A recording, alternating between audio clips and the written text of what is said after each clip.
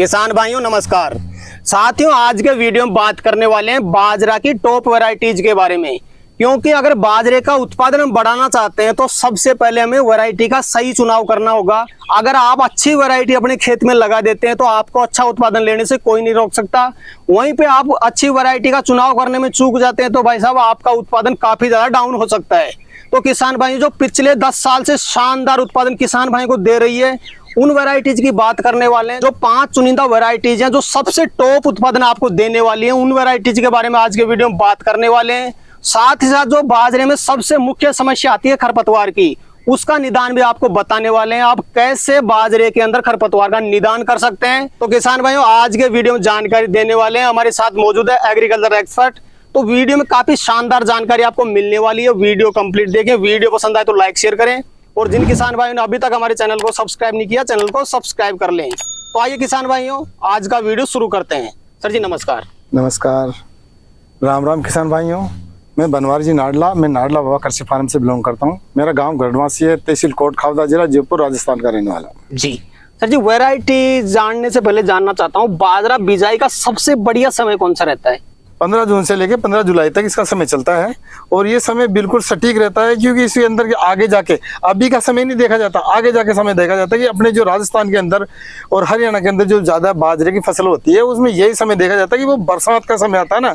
तो वो समय, क्योंकि जो हरियाणा के अंदर थोड़ा लेट बोले, राजस्थान के अंदर थोड़ा जल्दी बोले, क्योंकि उधर ज्यादा लंबे समय तक बरसातें चलती है, तो बाजरे की फसल वो सिट्टा जो खराब हो जाता है यदि बरसातें रेगुलर चलती रही तो। सर जी, एक सबसे बड़ी समस्या आती है बाजरे में खरपतवार इतनी हो जाती है कि किसान भाई निकालते थक जाता है, लेकिन खरपतवार हटती नहीं है। वैरायटी से पहले मैं जानना चाहूंगा, किसान भाई खरपतवार का नियंत्रण कैसे करे बाजरे में? देखो, ये प्रश्न फिर आपने बहुत अच्छा किया, क्योंकि ज्यादा किसान है ना परेशान इसी बात से, वो बाजरा बोते ही नहीं है जी। क्यों? खरपतवार इतनी परेशान, नाक में दम करके छोड़ देती है खरपतवार। मतलब किसान की एक जटिल समस्या है। और किसान जब लेबर लगवाता है तो वो लेबर बहुत महंगी पड़ जाती है, कि बाजरे की रेटें कम रहती है। तो किसान भाई रासायनिक जो खरपतवार नाशी आती है वो आती है एट्राजिन। एट्राजिन जो दवाई आती है उसको क्या है, 500 से 600 लीटर पानी में आप 500 ग्राम मिलाओ और प्रति एकड़ उसका स्प्रे करो, 72 घंटे के अंदर करो। आपने जो बिजाई करी है उसके 72 घंटे के अंदर करो, तो आपके जो खरपतवारों उगेगी नहीं पहले बात तो, और उग भी गई तो वो क्या ग्रोथ नहीं करेगी, और आपके बाजरे की जो फसल है वो ग्रोथ करेगी, उसको सहायता प्रदान भी करेगी ये एट्राजिन। तो ये समस्या से आप छुटकारा पा लेंगे। अब सर जी बात कर लेते हैं बाजरे की टॉप वैरायटीज के बारे में, क्योंकि बाजरे का उत्पादन जो है वो निर्भर करता है सही वैरायटी के ऊपर। तो पहले नंबर पे आप किसान भाई को कौन सी वैरायटी बताना चाहेंगे?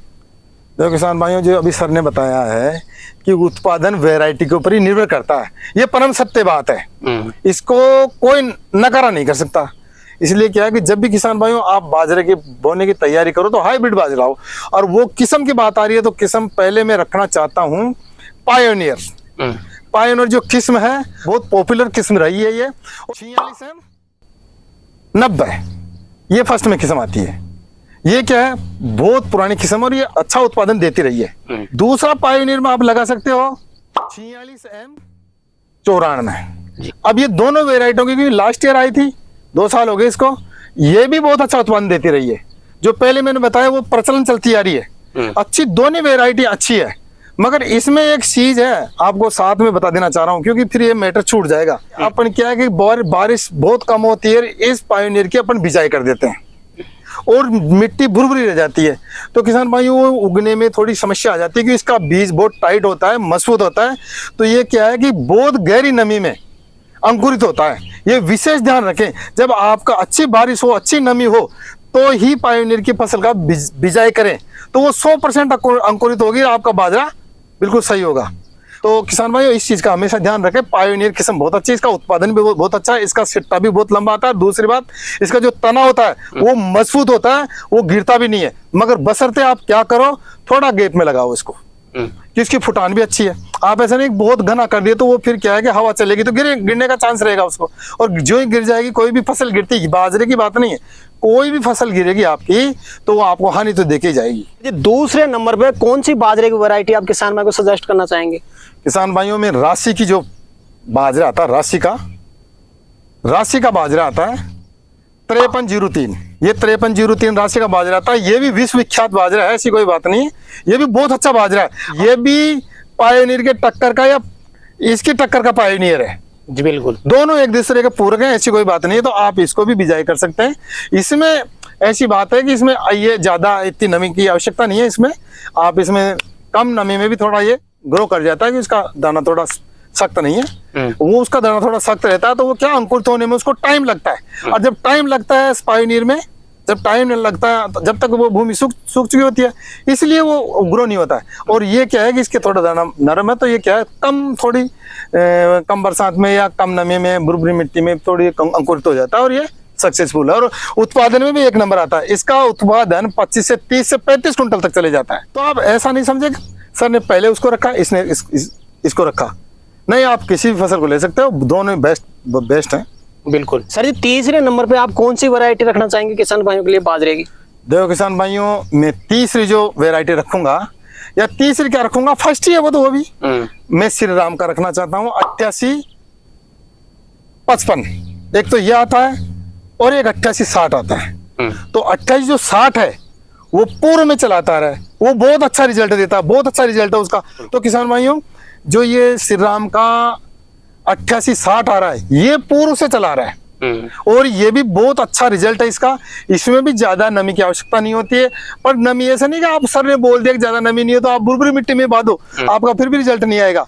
और मैं चाहता हूं कि किसान भाइयों, हमेशा जब ऐसे अभी अच्छी नमी हो और बरसात निकल गई हो तो आप उड़ाई करके सीडरिंग विधि से करोगे तो आपको बहुत अच्छा रिजल्ट मिलेगा। ये हमारा अनुभव है। हम क्या किताबी ज्ञान तो है ही साथ में, मगर प्रैक्टिकली ज्ञान भी बता देंगे, क्योंकि खुद मैं फार्मर भी हूँ, फार्मिंग करता हूँ मैं खुद, मैंने प्रैक्टिकल करके देखे हैं। वो प्रैक्टिकल ज्ञान आपके साथ साझा करता हूँ मैं। सीडरिंग विधि से किसान भाई बाजरा बोता तो ज्यादा बेटर रहेगा? वो बहुत अच्छा रहेगा, बेटर। उसमें एक कारण है, उसका कारण ये है कि जब बाजरा सीडरिंग विधि से करता है तो वो नीचे गहराई में जाता है, और गहराई में जाता है, बीज थोड़ा सा जमीन के अंदर जाता है, तो वो क्या गिरने में भी थोड़ा सा गिरता नहीं है वहां से। दूसरी बात ये भी है कि जो बरसात बरसती है तो पूरी बरसात बरसती है तो वो जो नाली बनती है, उनका पूरा खाद क्या है उस चोब में चले जाता है अंदर, और वो जो पूरे तो पोषक तत्व है ना वो बाजरे को मिल जाते हैं, तो वो बाजरा जल्दी ग्रोथ करता है। आपने देखा होगा छिड़काव विधि की अपेक्षा जब सीडरिंग विधि से करते हैं तो वो जल्दी ग्रोथ करता है। उसका कारण यही है कि वो जो ऊपर के पोषक तत्व है ना वो पूरे बह के उस नाली में आ जाते हैं, नाली में से बाजरा रहता है और वो पोषक तत्व ले लेता है। बिल्कुल सर जी, और भी कोई वैरायटी ऐसी हो जो किसान भाई को अच्छा उत्पादन दे सकती है बाजरे में, तो आप किसान भाई को बता सकते हैं? किसान भाइयों देखो, मैंने जितनी भी वैरायटी बताई है वो सब अच्छा एक से एक बढ़कर देने वाली है, ऐसी कोई बात नहीं। मगर सब फिर से पूछ रहे हैं तो क्रिस्टल कंपनी का बाजरा आता है, बाजरे का हाइब्रिड बीज आता है जो 91-90 नंबर के हिसाब से आता है, उसको खरीदो आप, वो भी लगाओ आप, और वो लगा के देखो, वो भी एक दूसरे का पूरक है, कोई कम नहीं है, एक दूसरे से ऊपर ही मानो। ये वो उससे ऊपर है, वो उससे ऊपर जाए, किसी को भी किस नंबर पे रख लो आप, मतलब कोई भी बाजरा लगा सकते हैं, सभी का उत्पादन अच्छा मिलेगा, बशर्ते आपकी भूमि में कौन सा सूट करता है। ये भी चीज एक महत्वपूर्ण स्थान रखती है, आपके क्षेत्र में कौन सा सूट करता है। कंपनियां तो सब अच्छा उत्पादन देती है, प्रति हेक्टेयर इसका 25 से 30 से 35 कुंटल तक इसका उत्पादन जाता है और अच्छा उत्पादन होता है, और किस्म अच्छी रहती है, मोटे किस्म के दाने होते हैं, इसमें ऐसी कोई बात नहीं है। और आप किसी भी वैरायटी को इनमें लगा सकते हो तो आपको अच्छा उत्पादन होगा। मगर आप प्रैक्टिकल कर देखो, आपके 4 खेत तो चारों में अलग अलग वैरायटी लगा के देखो, फिर उसमें क्या है कि आपको आपकी भूमि का पता चल जाएगा कि हमारी भूमि कौन से बीज को सेटेबल कर रही है, कौन सी भूमि कौन से बीज को अपनी भूमि जो सपोर्ट कर रही है। बिल्कुल सर जी, एक समस्या किसान भाइयों की देखी गई है, सभी किसान भाई ये कमेंट बार बार करते हैं, यार हम बाजरा तो लगाते हैं लेकिन बाजरा लगाने के बाद में हमारी जमीन कमजोर पड़ जाती है, दूसरी फसल होती नहीं है, इसका क्या रीजन है सर? क्या बाजरा जमीन को कमजोर करता है? ये बहुत अच्छा प्रश्न किया आपने। ये समस्या मेरे सामने भी आई थी, कई किसान भाई गए, हम हरियाणा की तरफ गए थे, जब भी पूछे थे, राजस्थान में भी एक दो किसान मेरे को प्रश्न करे थे ये कि सर हमारे तो बाजरे के हम तो फसल एक ही बोते हैं, क्यों बाजरे से फसल ही हमारी दूसरी फसल कमजोर हो जाती है। ये बात सही है किसान भाइयों, आप बाजरा लगाओ, आपकी दूसरी फसल कमजोर होगी। कारण इसका पीछे कारण क्या है? अपन क्या करते हैं कि बाजरे को तो अपन समझते ही है फ्री की पैदा है, अपन ने फेंक दिया और भूमि पड़ी है, वो बाजरा हो गया। अरे किसान भाइयों आप देखो कि इसके अंदर कितना लंबा तो तना जाता है, कितना लंबा सट्टा आता है, तो वो कहाँ से आता है? जमीन का पोषक तत्व तो खींचता है वो। अरे आप क्या करते हो कि बाजरे में तो कोई उर्वरक देने की जरूरत नहीं है, कोई पोषक तत्व देने की जरूरत नहीं है, वो तो ऐसे ही हो जाएगा। ये सबसे बड़ी भूल है किसान भाइयों आपकी, यही चूक खा जाते हो आप, तो आपकी वो जो फसल जाके कमजोर हो जाती है। कभी भी आप बिना पोषक तत्वों के बाजरे की फसल को बोना ही नहीं, बिल्कुल बाजरे की फसल बोना है तो आपको उर्वरक जरूर डालने हैं। उर्वरक डालोगे तो आपकी वो फसल बिल्कुल कोई चैलेंज नहीं कर सकता कि आपकी फसल कमजोर पड़े उधर, क्योंकि आप पोषक तत्व तो पहले ही डाल के रखो, क्योंकि पूरे पोषक तत्व तो बाजरा ले लेता है, जमीन बंजर हो चुकी होती है उस टाइम पे, आपके कोई पोषक तत्व ही नहीं रहते, पूरा बाजरा ले जाता है। और फिर आप उसमें दूसरी फसल करना चाहो और जस्ट आप खाद डालोगे, वो जो आप उर्वरक डालोगे ना 1 महीने के अंदर जाके वो जमीन को सेटल करता है। जब तक तो फसल कमजोर हो जाती है आपकी। बाजरे की फसल के बाद में आप उर्वरक डाल के कि हमने तो खूब उर्वरक डाल दिया और हम बाजरे की फसल अब करना चाहते हैं, तो वो क्या है कि 1 महीने के अंदर जाके वो काम करता है तो जब तक तो बाजरा आपकी जो बाजरे की, गेहूं की, सरसों की ये फसल कमजोर हो जाती है। तो आप पहले क्या है कि बाजरे की फसल में ही उर्वरक डाल के चलो, पोषक तत्व डाल के चलो, रासायनिक पोषक तत्व डाल के चलो, जो आपका देसी खाद है वो भी डाल के चलो और जो रासायनिक उर्वरक है वो भी डाल के चलो, तो आप जमीन के अंदर पोषक तत्वों की कमी नहीं आएगी। तो उधर वो दूसरी फसल बोओगे तो उसमें भी आप उर्वरक डालोगे, तो वो जो पिछले उर्वरक है वो उनको फर्स्ट में सपोर्ट करेंगे फसल को, और वो सपोर्ट करेंगे जब तक तो आपका दूसरा आपने डाल ही दिया वो उसको उठा लेगा, बिल्कुल 1 महीने बाद में वो उठा लेगा, तो आपकी फसल कमजोर पड़ने का चांस ही नहीं है। तो सर जी वीडियो के अंत में कोई विशेष चीज आप किसान भाई को बाजरे की खेती के बारे में बताना चाहें तो बता सकते हैं।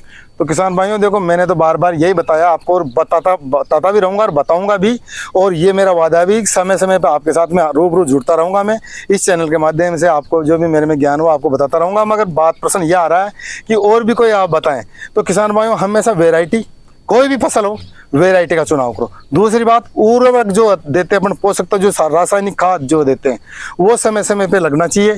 तीसरी बात, जो हमने जो दवाइयों के या उर्वरक के जो मानक जो हमने बताए हैं, कितना मान से देना, कितने ग्राम कितना, ये सब चीज़ें दवाई वगैरह ये सब जो हमने बताई है वो हमेशा उसी अनुपात में देना। ज़्यादा कम में क्या है कि देखो किसान भाई अपने को घाटा हो जाता है, ज़्यादा दे दोगे तो फसल को हानि पहुंचा देते हैं, कम दे दोगे तो वो खरपतवार जाएंगे नहीं या फसल कमजोर रह जाएगी अपनी, ऐसी चीज़ें हैं। तो इन चीज़ों का विशेष ध्यान रखें आप।